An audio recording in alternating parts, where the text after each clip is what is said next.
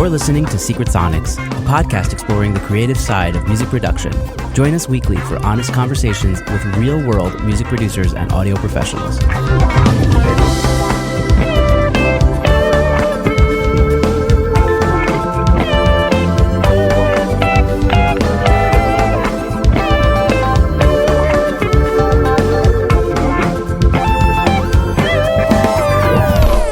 Hello and welcome back to Secret Sonics. I'm your host, Ben Wallach. My guest today is Matt Snell. Matt is a producer, recording engineer, and mixer from Toronto, Canada. After stints working in smaller studios for several years, Matt landed a job at Phase One Studios. During his 5 years there, he had the opportunity to learn from some of the best producers, engineers, and artists from Canada and around the world. Now a freelancer, Matt is adding to the long list of artists he has worked with, including most recently Dua Lipa, Dermot Kennedy, Majid Jordan, The Flatliners, Banners, and Sean Hook. Matt has also worked alongside some of the top producers of today, including The Cause. Matt has his own studio called Genesis Sound Inc. in the west end of Toronto and is well-versed in a variety of styles, but focuses on indie rock and pop. Former guest Chris Crelia recommended I reach out to Matt, so it's a pleasure to have him on. Welcome to the show, Matt. Sweet. Thank you very much. Nice to meet you and nice to be on your show. Yeah, dude, it's a pleasure. Sweet. Tell me a bit about your story. How did you get started with production? Yeah, I mean, it was one of those kind of classic things. I was in high school in a bunch of different bands and someone had to record the band, so I just started making the demo tapes and stuff. And then nearing the end of high school, I realized that I probably wasn't going to be a great fit for something like university. So I decided to pursue that career path a bit more. So I started working in a small studio in Toronto. It was someone's project studio in their house, but they did do commercial projects. But funnily enough, it was a lot of J-pop. So a lot of like Japanese pop and like really clean sounding pop. So it was actually a really good place to kind of get some chops. After that, I went to school in Toronto, a place called Harris Institute.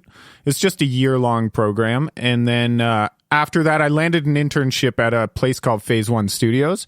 And that was Toronto's oldest studio at the time. It was from 1974. It was this gorgeous old room.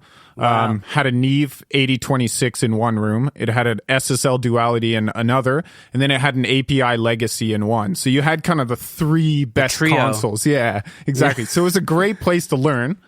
I interned there for a whole year unpaid, which was brutal. But eventually I did get a job there as an assistant and then sort of over the 5 years worked my way up to being one of the engineers there. So yeah, and that was nice.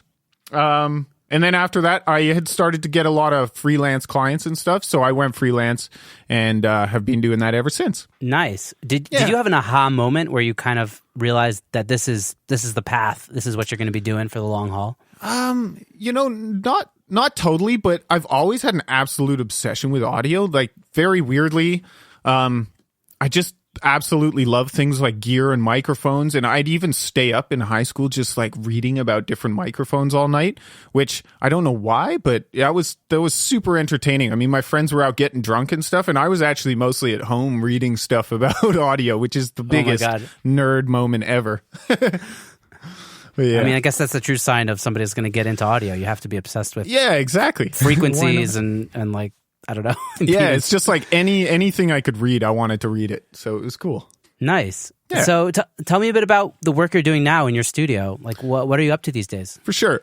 Most of the stuff I do, it falls into one or two categories. It's either like mainstream pop, mostly big label pop, or it's indie rock. So it's kind of two ends of the spectrum. It's either local indie bands, more kind of distorted, saturated records versus super clean, very well-produced pop records. So it's one or the other. So that's a lot of fun. Wow. Do you have a preference or you like it all? Someone asked me that 2 days ago, and I was like, it's really just either one, because with the indie rock, you get to make things just as dirty as you can pretty much put up the nicest mics and just make them sound terrible in the best sort of way. Not terrible, but like, saturated terrible. And then the pop stuff is, as I was saying earlier before we jumped on the actual podcast, it's really nice in pop that you get to kind of let go of all those things you think of in rock, which is, we can't have program strings and all that. Everything's got to be real. It's nice to just kind of let loose and use all those things. Nice. So tell me a bit about what you look for in an artist when you're trying to see if it's going to be a good fit working together. A lot of the time, pitch is obviously great, but a lot of the time it's just tone, like really cool voices. I find that's really what people care about now. I mean, let's be honest. You can make someone in pitch, but you really can't make someone sound cool. So I'm always looking for unique voices and stuff, and just really good songs. I'm a big fan of really simple 3-minute songs that just are really to the point and really good. I'm a big fan of the Beatles, and that's a lot of those songs. They're just 3 minutes, straight to the point, so simple but so good, so effective. Yeah, the Beatles are like the benchmark of just great songwriting. Yeah. I feel like most people that get into production are massive Beatles fans. And most people are massive Beatles fan. Yeah, although if you're not, you should be. Yeah, you'll get the occasional non-Beatles fan. Absolutely. Even in high school, I was like, I don't really like the Beatles. They're so overrated. Now I'm thinking I wish I could go back and slap myself in the face, to be honest.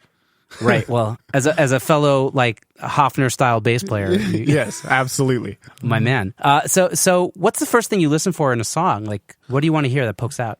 Just really good chord structure. I mean, something that gets to the chorus. It gets to the chorus decently fast. I hate when the first verse is 1 minute and 20 seconds long. It's what's the point? No, not that the verse isn't great, but I want to hear the chorus. That's mostly what I care about. So a really good hook, something that pushes the vocal to a point where they sound best. It's normally if the writer knows how to write for their own voice, that's great. Or maybe I can help moving the key of the song for that. But it's just getting that vocal to hit in the chorus to be exactly in the sweet spot of their range. That's normally what I'm looking for. So you spend a lot of time finding the right key, finding the right tempo. Yeah, definitely. I mean, even for things I write and produce, I normally just write them in whatever key, and then the first half an hour is us just sitting there and changing the key until it fits their vocal best. Yeah, I find I do the same. We'll kind of just map out the chord structure, and then we can just using MIDI, just that's the beauty. Pop it up or down. Yeah, absolutely. That's the key. I remember playing in this band in high school, and they wanted to play this cover song. I don't remember what it was. I just remember the ensuing conversation. And I was the singer in the band, and I was like, I cannot sing that song. It is way too high for me. And they're like, well, you're just not trying hard enough. I was like, no, that's not how it works. I'm like, the song has to be in the right key for people to sound good, or, well, obviously to even be able to sing it. Yeah. I mean, it's basic. I just mixed a song that was done in too low of a key, and we just spent so much time tweaking the mix to just make it hit harder because the key wasn't right for the vocal. Yeah, you're dead on. That's the same here. I've mixed a song recently that I was like, if this was a key higher, it would be a completely different song. And that's, as you were saying, you're trying to automate things in the chorus and whatnot just to make it have the impact that it should have had if it was in the right key. Yeah. It's so crazy how the simplest things are the most important things. Right, yeah. And it's amazing. I mean, a lot of people will say, well, why doesn't my song sound like this one on the radio? I'm like, well, it's not the mixing. It's the production down to the writing, That's where it really starts, and that's where the most important changes happen, I think. Are you present for songwriting sessions as well? I mean, sometimes. A lot of times I'll hear the demo before a band comes in to do it, and we'll work on it for about maybe half the day. As we're doing overdubs, we'll kind of work on the structure of things and arrangement. So, yeah. But normally, if we can just get drums and bass done to how the demo's laid out, we can rearrange it anyways, because the Pro Tools just copy a bar here or whatever. So I'm not too worried. I do make some changes after the fact of recording, arrangement changes if it comes to me then. But yeah, honestly, any time throughout the process, if we can change the arrangement to make it better, we'll do it. Do you do a lot of pre-production? I do, but a lot of it's mostly online. I just get them to send me demos, and I make notes and get them to re-demo the song and send it back and forth. Really? I don't do a lot of pre-production where I actually go to the artist and we sit down and write that much. Yeah. By the time they come into the studio, they're ready to record. Or they're really sick of the song, one or the other. No, I'm kidding. Yeah, they're normally ready. Nice, man. Let's just dig into the Dua Lipa stuff, because that record is massive. Yeah, that record's really cool. What was it like to be a part of that? Yeah, it's cool. I mean, it's one of those things you sort of don't know you're working on the record until the record's being named and stuff, because I was working on that record for 2.5 years, but in so many different versions and so many different songs. I probably worked on 30 different songs that didn't make that record. And there was other directions 2.5 years ago. We were sort of working on a record that wasn't that direction. It went through so many different phases until they sort of decided on what the new sound was going to be for Dua and stuff. and actually push forward with it. So that was interesting. Yeah, I mean, it's a really cool direction, I think. I think like that kind of, I guess Bruno Mars has kind of already kind of pushed the culture in that direction. Right? Yeah, like a little disco and stuff. And that was definitely the thought process. They wanted to go back to something sort of like those Madonna records and all those like 80s disco / pop records and stuff. They really wanted to do things like that, cool drum samplers and like really nice bass licks and stuff. Yeah, the bass is massive on that. Yeah, for sure. Yeah, the songs that you were particularly told me you were part of, which was so there's I think Physical, Levitating, and then Boys Will Be Boys. Yeah, so Levitating and Physical, I thought were two of like the best tracks on the record. Probably. Yeah, those are great tracks. Like, what went into recording that? Like, how did you get that like kind of old school, fresh vibe? Yeah, it's cool. So like, Cause, who's a good friend of mine, he produced those songs from the ground up. I mean, he was there for the writing sessions and stuff, some of which happened in Toronto, some of which I was a part of. Some happened in the UK, some happened in Jamaica. They went down to Jamaica and did kind of a writing camp for a couple weeks. So he brought those songs back, but they were mostly just a loop and some demo vocals. And him and I spent some time in his studio and we just started building them out. He's got an insane vintage synth collection. I mean, if you walk into this place, it's like every kid in a candy shop sort of situation. It's insane. From Prophets, like the vintage ones, to Moog ones, and just about everything. So practically, it's lovely. It's all hooked up, and they all go through an API console and straight into Logic. So you can just sit around and start playing keys. And that's how the beginning. Is it Levitating that starts with the synth? That's how that started. He was just sitting there playing it, and we quickly caught it and started looping it and started building the track up from there. A lot of just really cool synths, and Cause has a great ear for good guitar sounds, good bass sounds, things like that. He is definitely kind of the leader on the sonics of those songs. He's a bit of a genius, whether he likes to admit it or not. But yeah. So that's kind of how a lot a lot happened. Nice. Did you track any live drums for those songs, or was it all programmed? Some of it was live. We did some, like, a lot of it'll be a layer. So there'll be, kicks and snare samples and stuff. And then Cause will go and do kind of a layer of tom fills, and we'll chop them up and place them, things like that.